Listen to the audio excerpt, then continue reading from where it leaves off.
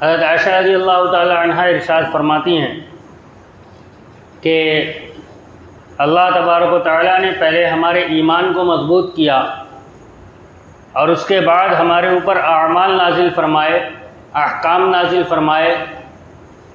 فرماتی ہیں کہ اگر اللہ تبارک و تعالیٰ نے پہلے ایمان مضبوط نہ کیا ہوتا اور احکام نازل فرما دیتے تو شاید لوگ عمل کے اوپر نہ آتے۔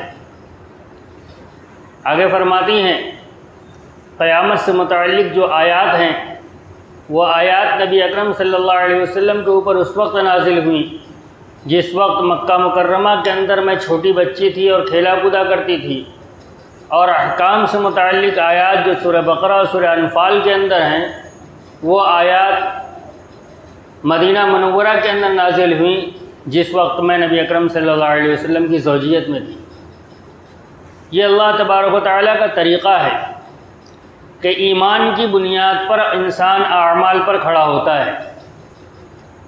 آج ہمارا حال یہی ہے کہ ہمارے اندر سے آخرت کا یقین نکلا ہوا ہے، اس لیے ہمارے سامنے احکام آتے ہیں لیکن اس کے باوجود ہم احکام کے اوپر عمل کرنے والے نہیں بن پاتے۔ کیوں؟ ہم زبان سے تو نہیں کہتے لیکن ہمارے اعمال یہی بتلاتے ہیں جو نوح علیہ السلام کی قوم نے نوح علیہ السلام کو جواب دیا تھا، ان ہی الا حیاتنا الدنیا نموت ونحیا وما نحن بمبعوثین۔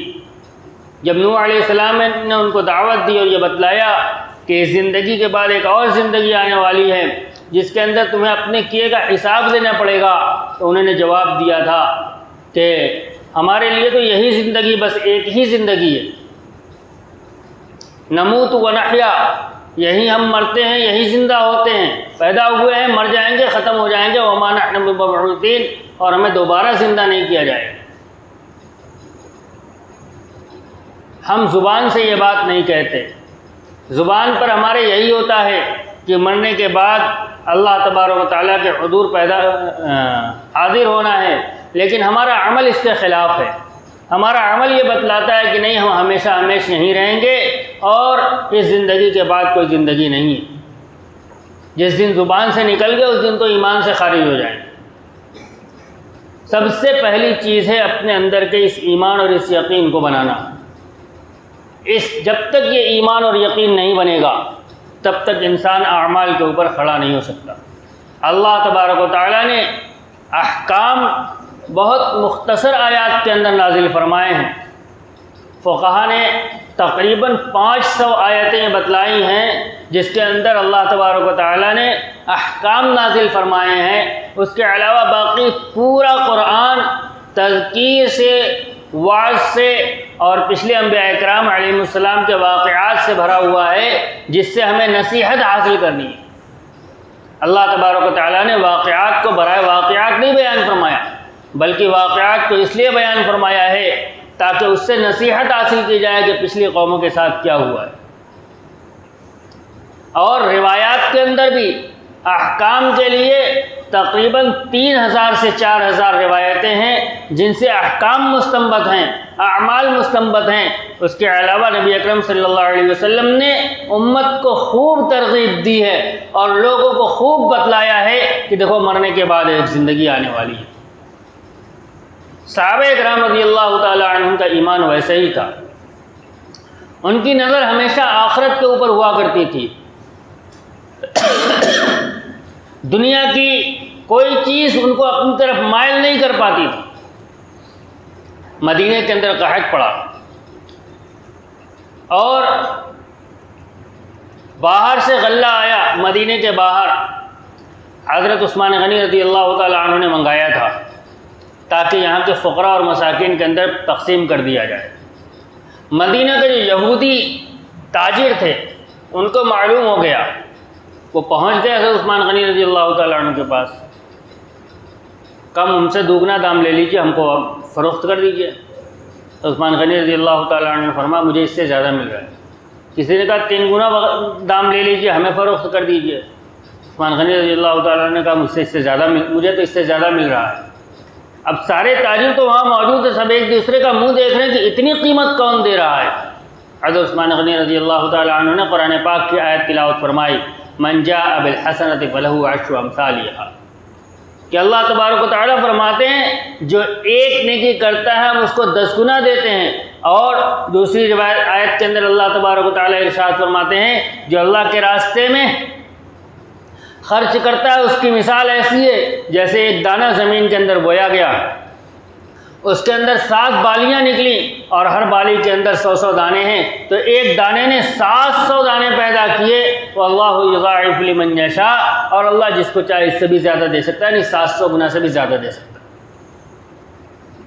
عثمان غنی رضی اللہ تعالیٰ نے آیت تلاوت کی، واللہ من جاء بالحسنۃ فلہ عشر امثالھا، جو ایک نیکی کرے اس کو 10 گنا دیں گے، مجھے تو اس کا 10 گنا مل رہا ہے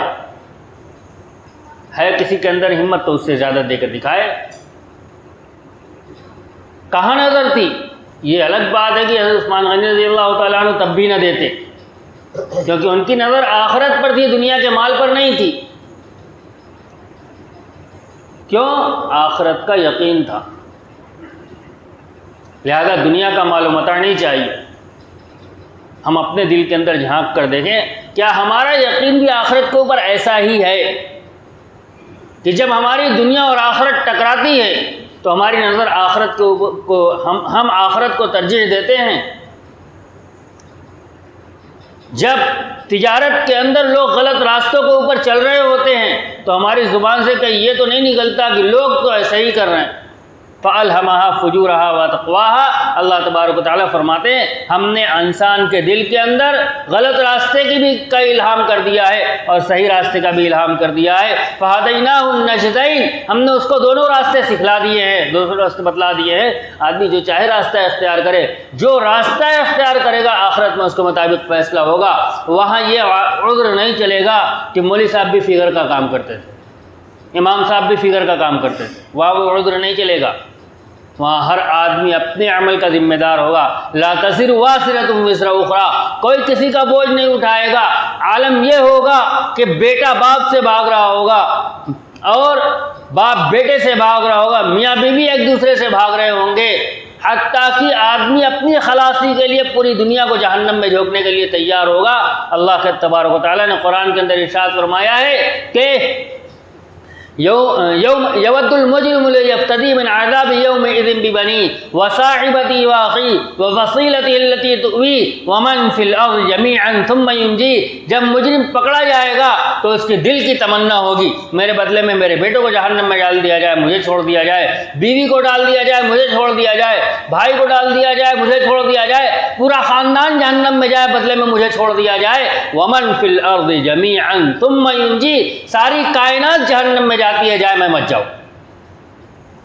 وہاں کوئی کسی کا پرسان حال نہیں ہوگا، وہاں کوئی عذر نہیں چلے گا۔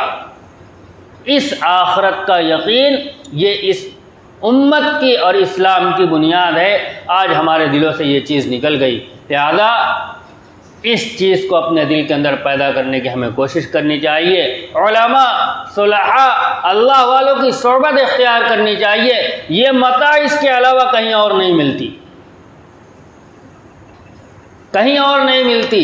جیسے لوگوں کی صحبت اختیار کرے گا ویسا ذہن بنے گا، مالداروں کے بیچ میں بیٹھے گا مال کی محبت آئے گی، اللہ والوں کے بیچ میں بیٹھے گا اللہ کی محبت دل کے اندر آئے گی۔ لہذا ایسی مجلس کا اہتمام کیا جائے، ایسی جگہوں پر جانے کا اہتمام رکھا جائے جہاں دین کی باتیں ہوتی ہوں، جہاں اللہ کا تذکرہ ہوتا ہو، جہاں رسول اللہ صلی اللہ علیہ وسلم کا تذکرہ ہوتا ہو، جہاں آخرت کا تذکرہ ہو۔ خلیفہ ہارون رشید نے چند واعظوں کو متعین کر رکھا تھا کہ روزانہ مجھے تھوڑی دور کے لیے آخرت کی یاد دلاتے رہا کرو، کہیں میرے اوپر اس دنیا داری کے چکر میں دنیا کا غلبہ نہ ہو جائے۔